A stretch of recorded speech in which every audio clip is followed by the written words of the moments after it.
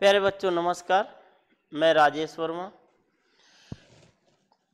Mission UP board exam 2025 इसके अंतर्गत हम कक्षा 10 गणित में आज हम चर्चा करेंगे। आज का विषय है हमारा पृष्ठीय क्षेत्रफल और आयतन। 10 महत्वपूर्ण क्वेश्चनों के साथ हम आए हुए हैं। निश्चित रूप से ये प्रश्न जो है आपकी परीक्षा के लिए बहुत ही महत्वपूर्ण है और आगामी परीक्षा में इस तरह के प्रश्न आने की बहुत ही संभावना है। तो इस अध्याय को हम पहले थोड़ा कंसेप्ट यानी कुछ समझ लेते हैं कि यह अध्याय है क्या। सबसे पहले हम जान लेते हैं कि इस अध्याय के अंतर्गत हम सीखेंगे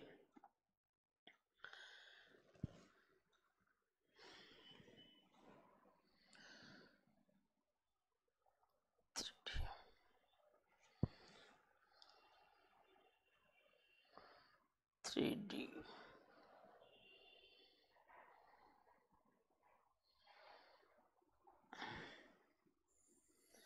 इस तरह की एक आकृति है आपके सामने। इस आकृति को बोलते हैं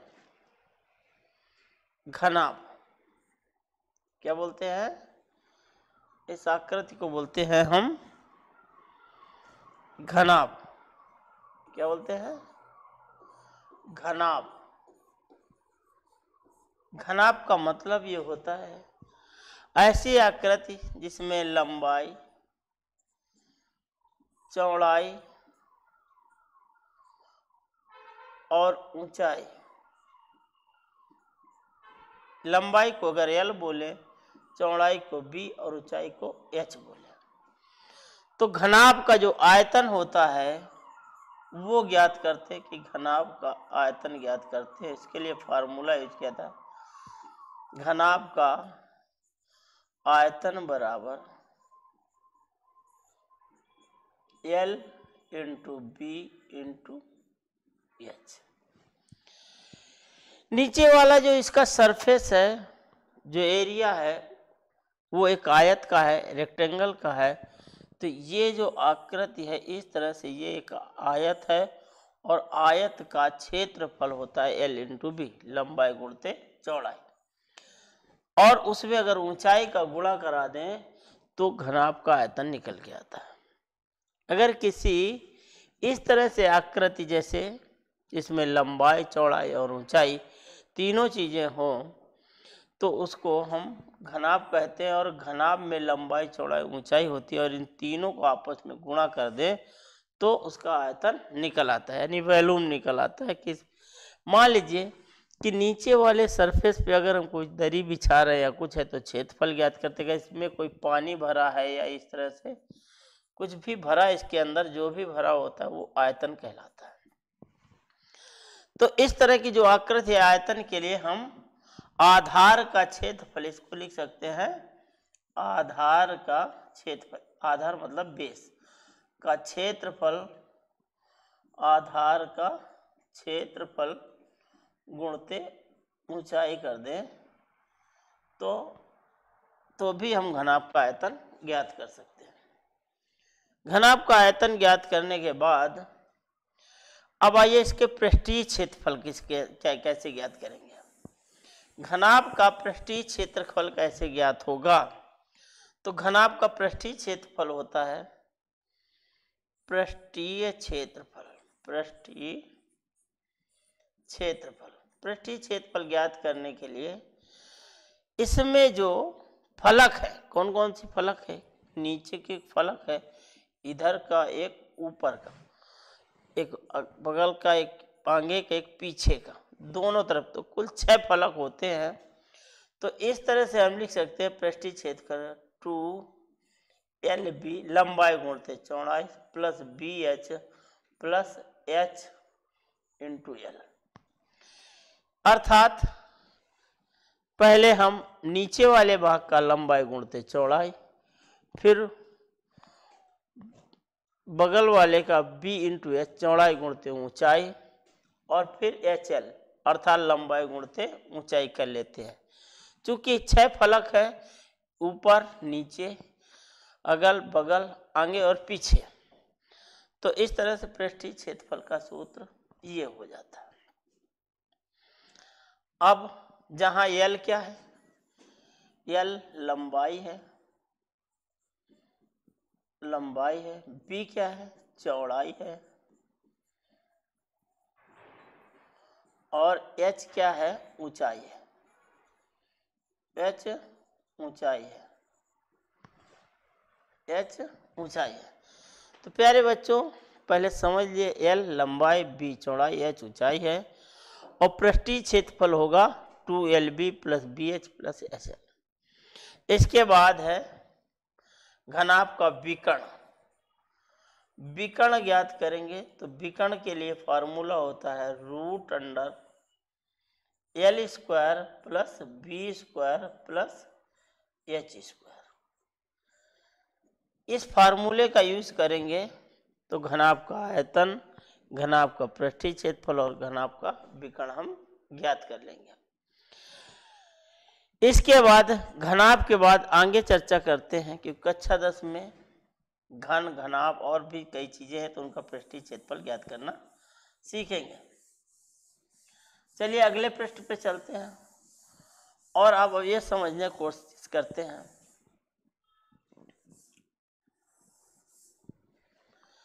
अब अगर ये मान के चलिए कि ये जो आकृति बनी हुई है एक वर्ग है।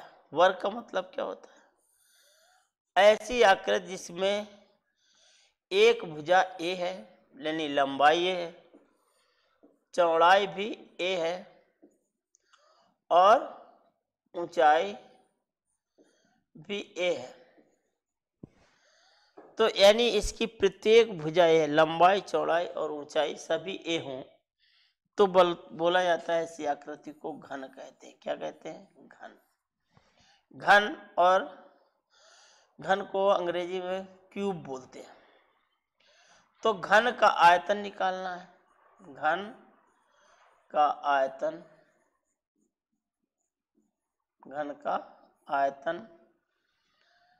तो घन के आयतन का मतलब होता है A³ यानी भुजा का क्यूब। घन का पृष्ठीय क्षेत्रफल,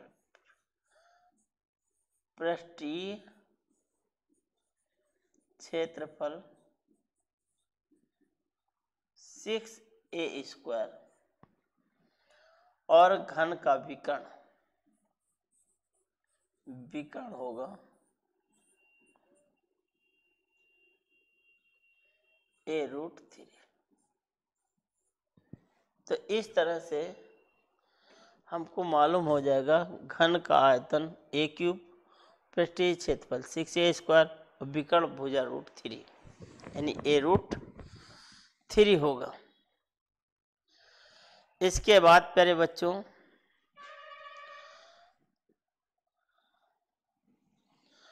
अब आइए अगले चित्र पे चलते हैं। ये सभी चित्र के बाद अगला चित्र लेते हैं हम।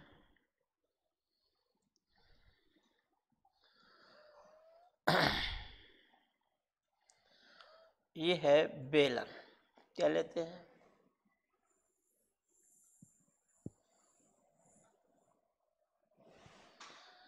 बेलन है। इस आकृति को अंग्रेजी में कहते हैं सिलेंडर और हिंदी में कहते हैं बेलन। क्या है, बेलन। बेलन का जो आधार होता है वो होता है वृत्त। तो ये क्या होता है, वृत्त।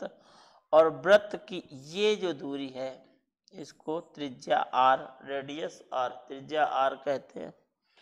और इसकी जो h होती, ऊंचाई होती है वो h कहलाती है। बेलन में R त्रिज्या है, R बराबर त्रिज्या, h बराबर ऊंचाई। तो इस बेलन में बेलन का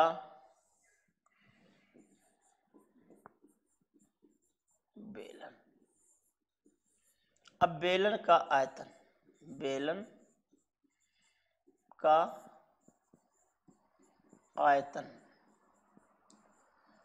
का आयतन क्या फार्मूला आता है, पाई आर स्क्वायर एच।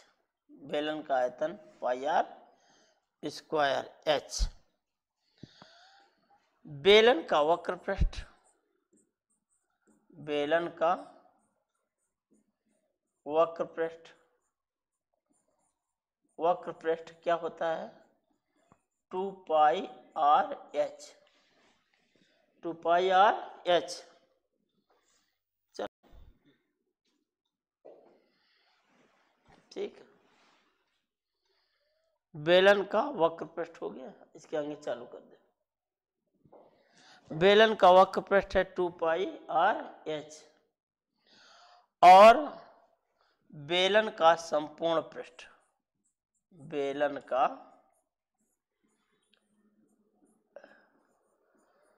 संपूर्ण पृष्ठ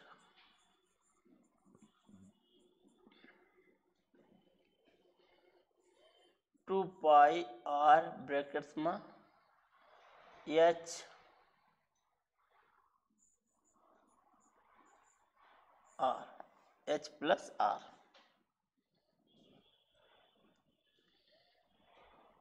बेलन का संपूर्ण पृष्ठ एच प्लस आर।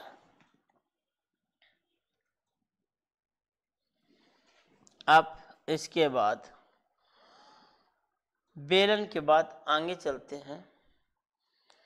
अब हम सीखते हैं लंबवृत्तीय शंकु। किसके बारे में? शंकु के बारे में।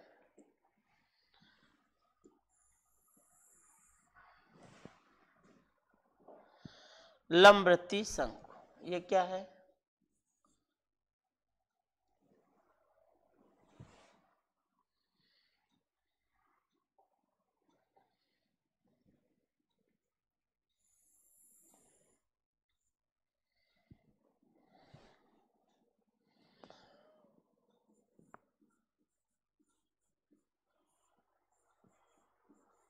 लंबवृत्तीय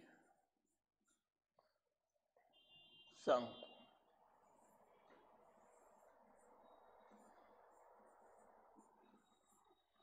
लंबवृत्तीय शंकु, लंबवृत्तीय शंकु।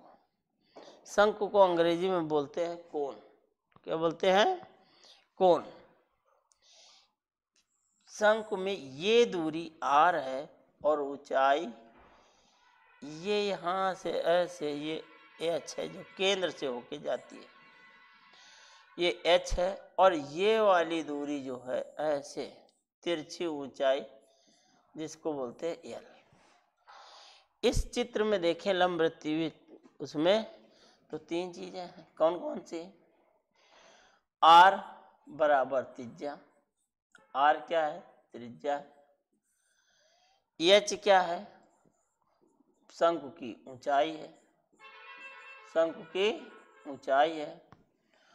और यल क्या है? यल है तिर्यक ऊंचाई। कैसी है? तिर्यक ऊंचाई, तिर्यक ऊंचाई, तिर्यक ऊंचाई। इससे क्या क्या चीज ज्ञात कर सकते हैं? पहली बात तो हम ज्ञात कर सकते हैं शंकु का आयतन, शंकु का आयतन। फार्मूला होता है 1/3 पाई आर स्क्वायर एच। शंकु का वक्र पृष्ठ, शंकु का वक्र पृष्ठ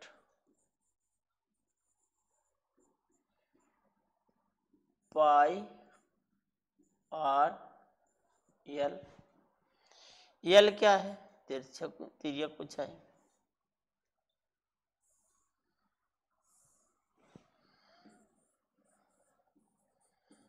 तिर्यक ऊंचाई यानी एल बराबर, ये एक समकोण त्रिभुज बन जाएगा। इस तरह से देखें, ये एक समकोण त्रिभुज बन जाएगा ऐसे। तो ये जो कार्य करेगा एल तो होगा एल बराबर root under H square plus R square, H square R square plus H square या H square plus R square. शंकु का संपूर्ण पृष्ठ, शंकु का संपूर्ण पृष्ठ होगा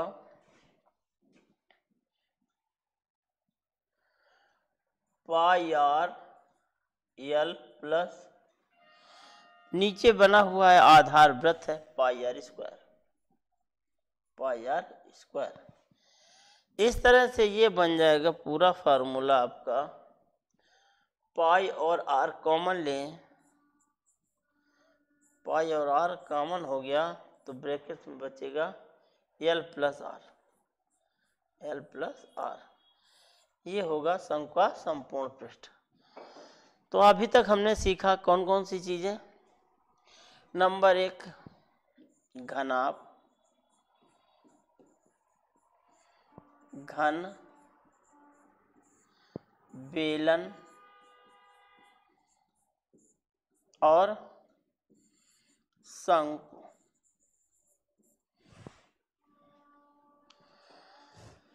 इसके बाद अब सीखते हैं 2 नंबर, 3 नंबर और 4 नंबर। 5वां है गोला।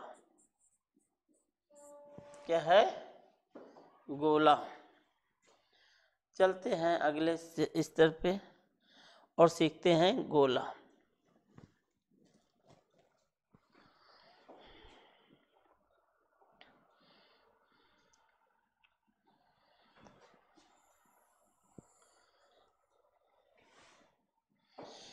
ये आपका है गोला।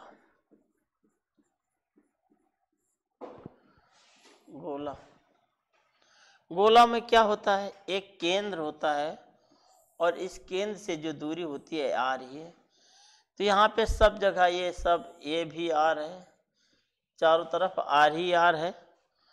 तो इस तरह से आर यहाँ क्या है? आर बराबर त्रिज्या ही है, काहे कि गोले की त्रिज्या। दूसरी कोई है नहीं, तो गोले का आयतन बराबर, गोले का आयतन बराबर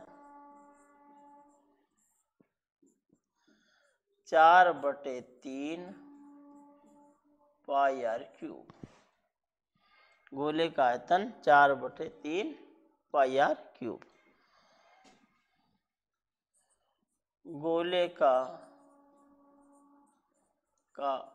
वक्र पृष्ठ या संपूर्ण पृष्ठ, एक ही बात है, संपूर्ण पृष्ठ होगा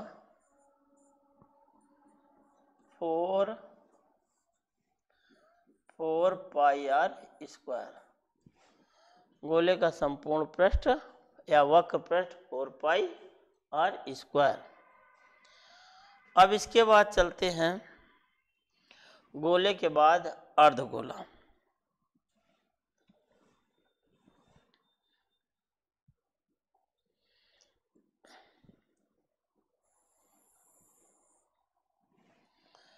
ये आपके सामने है अर्धगोला। क्या है? अर्धगोला। ये गोले अर्धगोले की त्रिज्या है और ये केंद्र है, केंद्र से ये दूरी भी आर ही कहलाएगी। तो अर्धगोला इसको बोलते हैं अर्धगोला, अर्धगोला, आधा गोला। गोले का आधा भाग अर्धगोला कहलाएगा। अर्धगोला, अर्धगोले का आयतन,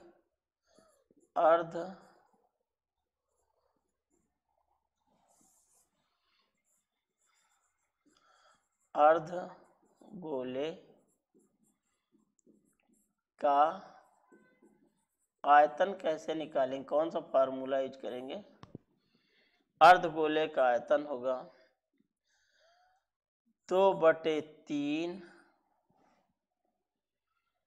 पाई आर क्यूब। क्या होगा? गोले का होता है 4/3 पाई आर क्यूब और अर्धगोले का होगा 2/3 पाई आर क्यूब। अर्धगोले का वक्र पृष्ठ, अर्धगोले का वक्र पृष्ठ, वक्र पृष्ठ होता है 2 pi R square, 2 pi R square. आयतन, वक्र पृष्ठ और तीसरा अर्धगोले का संपूर्ण पृष्ठ, अर्धगोले का संपूर्ण पृष्ठ, संपूर्ण पृष्ठ होगा 2 पाई आर, तो इसका होगा आर स्क्वायर और प्लस इसका हो जाएगा वृत्त का, तो 2 pi R square plus pi R square अर्थात 3 pi R square, 3 pi R square.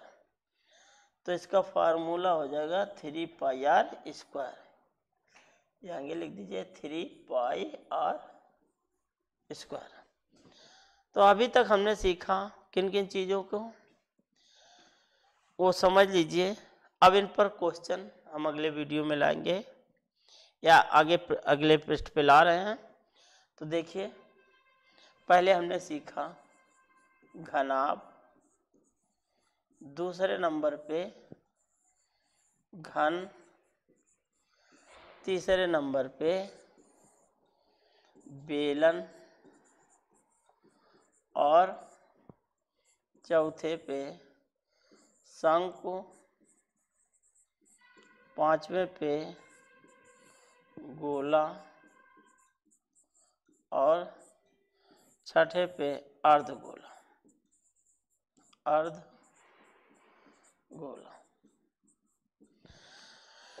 आगे इसके आगे क्वेश्चनों पे हम चर्चा करेंगे, ठीक है।